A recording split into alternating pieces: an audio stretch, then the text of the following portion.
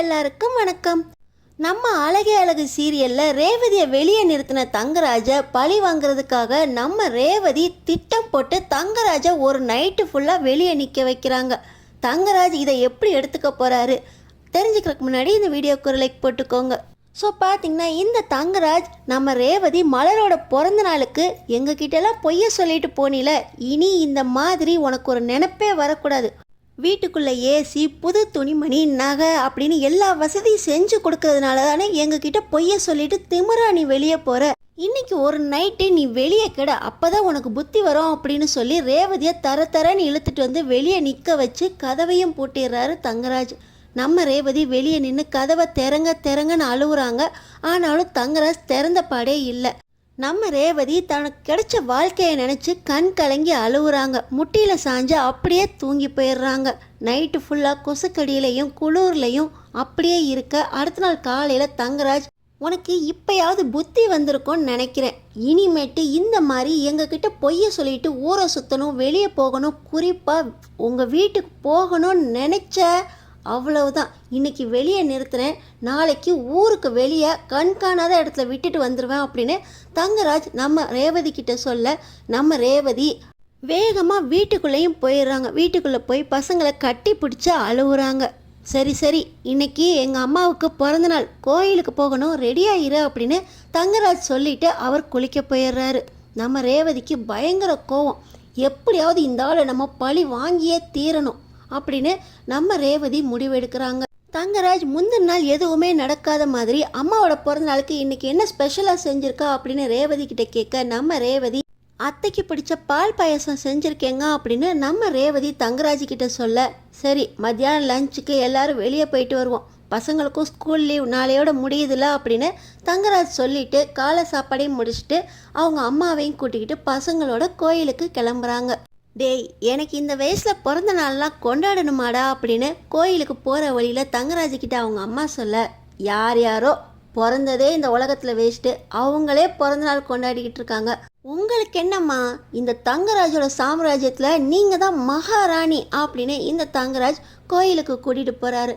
அம்மாவுக்காக ஸ்பெஷல் பூஜையும் செய்ய, அப்போ பூசாரி தங்கராஜ்கிட்ட, இன்னைக்கு நைட்டு கோயிலில் ஸ்பெஷல் பூஜையும் இருக்குது, நீங்கள் இந்த கோயிலுக்கு நிறைய நன்கொடை கொடுத்துருக்கீங்க, அதனால் இன்னைக்கு கோயிலே தங்கிட்டு போனால் எங்களுக்கு ரொம்ப சந்தோஷமாக இருக்கும் அப்படின்னு சொல்ல, இன்னைக்கு அம்மாவுக்கு பிறந்த நாள், அம்மாவும் என்னோட பசங்களும் இங்கே இருப்பாங்க, எனக்கு வேலை இருக்குது, நான் வீட்டுக்கு போகணும் அப்படின்னு சொல்லி தங்கராஜ் சொல்ல, நானும் இவரோடய கிளம்புறேன் அத்தா அப்படின்னு நம்ம ரேவதி கிளம்ப, டேய் அதான் சிறப்பு பூஜை இருக்குல்லடா, இருந்து பூஜையை முடிச்சுட்டு போகலாம்ல, சாமி காரியம் அப்படின்னு அவங்க அம்மா சொல்கிறாங்க.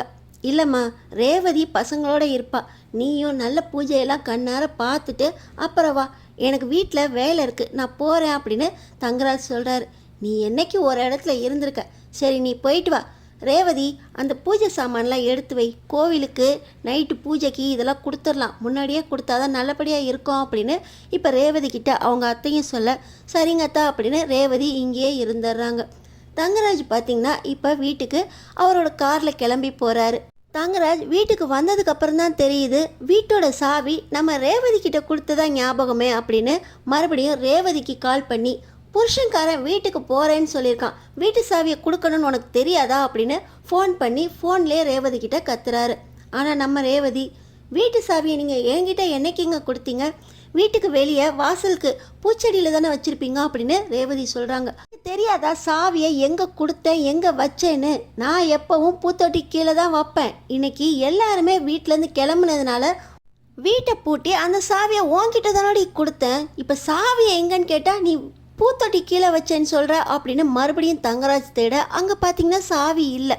நம்ம ரேவதி அவங்க ஹேண்ட்பேக்குள்ளே கையை விட்டு தொலாவுறாங்க, சாவி கிடச்சிருது.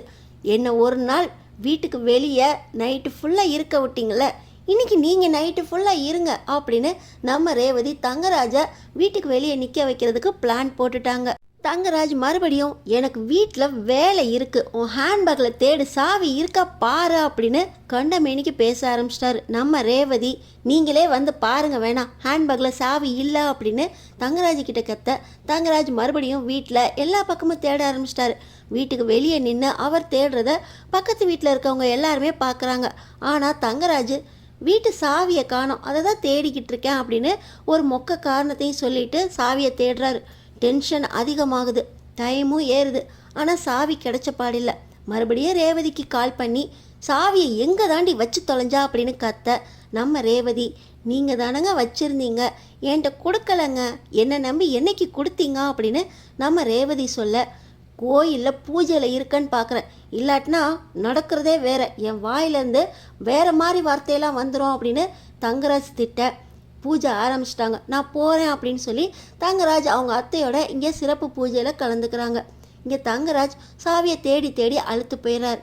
பேசாமல் கோயிலில் போய் சாவியை அவ வச்சிருக்காளான்னு பார்த்துட்டு வந்துடுவோமா அப்படின்னு தங்கராஜ் யோசிக்கிறாரு. ஆனாலும் பூசாரிக்கிட்ட நம்ம சொல்லிட்டோமே முக்கியமான வேலை இருக்குது அப்படின்னு. மறுபடியும் கோயிலுக்கு போனால் பூசாரி நம்மளை பற்றி என்ன நினைப்பாரு? பேசாமல் சாவி இருக்கான்னு தேடுவோம், இல்லாட்டினா லாக்கை திறக்கிறதுக்கு யாரையாவது வர சொல்லிடுவோமா அப்படின்னு தங்கராஜ் யோசிச்சுக்கிட்டே வாசல்லே உக்காந்துடுறாரு.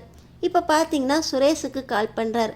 மாமா, இன்னைக்கு நைட் டியூட்டி போட்டாங்க மாமா, ஸ்டேஷனில் தான் இருக்கேன், வரணுமா மாமா அப்படின்னு சுரேஷ் கேட்க, இல்லை சுரேஷ், நீ வேலையை பார், நான் இங்கே வேறு ஏதாவது பண்ணிக்கிறேன் அப்படின்னு சொல்லி இப்போ தங்கராஜ் வீட்டுக்கு வெளியே போய் இருப்போமா, கோயிலுக்கு போவோமா, இல்லை பேசாமல் தோப்பு வீட்டுக்கு போயிடலாமா அப்படின்னு யோசிக்கிறாரு. ஆனால் தோப்பு வீட்டு சாவியையும் வீட்டு சாவியோடு தான் இணைச்சி வச்சுருக்காரு தங்கராஜ். என்ன பண்ணுறதுனே தெரியாமல் அன்றைக்கி நைட்டு ஃபுல்லாக அங்கேயே இருந்துட்டு மறுபடியும் கோயில் இந்நேரம் பூஜை முடிஞ்சிருக்கும், பேசாமல் ரேவதியையும் அம்மாவையும் கூட்டிகிட்டு வந்து அவங்கள வச்சு தேடுவோம், அவங்க கண்ணுக்கு மாட்டுதா பார்ப்போம் அப்படின்னு சொல்லி இப்போ தங்கராஜ் கோவிலுக்கு கிளம்புறாரு.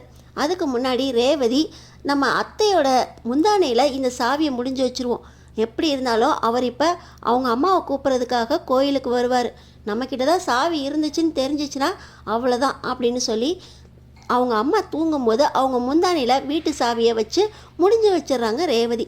இப்போ பார்த்தீங்கன்னா தங்கராஜ் கோவிலுக்கு வந்து, அம்மா பூஜையெல்லாம் நல்லபடியாக முடிஞ்சிருச்சா, வீட்டுக்கு போகலாம் வாங்க அப்படின்னு சொல்லி அவங்க அம்மாவையும் ரேவதி பசங்க எல்லாரையும் கூட்டிக்கிட்டு வீட்டுக்கு வரார். வீட்டுக்கு வர வழியில், அடியே ரேவதி, இப்போ ஏன் முன்னாடி உன்னோட ஹேண்ட்பேக்கை பாரு, என்னோடய வீட்டு சாவி இருக்கா பாரு அப்படின்னு சொல்ல, அவரே நீங்களே பார்த்துக்கோங்க அப்படின்னு ரேவதி அவங்க கையிலே ஹேண்ட்பேக்கை கொடுத்துட்றாங்க. தங்கராஜும் எல்லாத்தையும் தலைகீழாக பொட்டி பார்க்குறாரு. தங்கராஜ் கையிலையும் சாவி இல்லை. வீட்டுக்கு போனால் என்ன பண்ணுறதுனே தெரியல, நான் ஆளுங்களை வர வைக்கிறோம், எல்லாரும் வெளியவே இருங்க அப்படின்னு தங்கராஜ் கத்திக்கிட்டு இருக்க. இப்போ தான் அவங்க அம்மா, இருடா கோயிலுக்கு முந்தானையில் ₹1 முடிஞ்சு வச்சுருந்தேன், போட்டேனான்னு தெரியல அப்படின்னு அவங்க முந்தானையை பார்க்குறாங்க. அந்த ₹1 காயினோட வீட்டு சாவியும் இருக்கிறத பார்த்து, ஏங்கிட்ட தாண்டா வீட்டு சாவி இருக்குது, வயசு ஆக ஆக எதை எங்கே வச்சோம்னே எனக்கு ஞாபகம் இல்லை, இந்த சாவி போய் கதவை தர அப்படின்னு அவங்க அம்மா சொல்ல, தங்கராஜுக்கு வந்துச்சு பாருங்க கோவம்.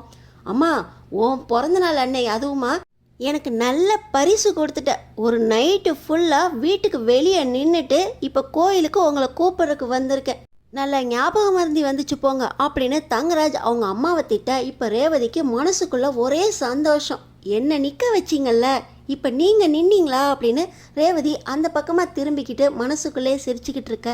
என்னடி ஃப்ளாஷ்பேக்கா அப்படின்னு தங்கராஜ் ரேவதி கிட்ட சொல்ல, அதெல்லாம் ஒன்றும் இல்லைங்க, நேற்று நைட்டு ஃபுல்லாக தூங்காமல் இருந்தேன்னா பூஜையில் கலந்துட்டு இருந்தோம், அதனால் தூக்கம் இல்லை, இப்போ நான் தூங்க போகிறேன் அப்படின்னு சொல்லி ரேவதி அந்த சாவியை வாங்கி கதவை திறந்துட்டு நேராக வீட்டுக்குள்ளே சந்தோஷமாக போகிறாங்க.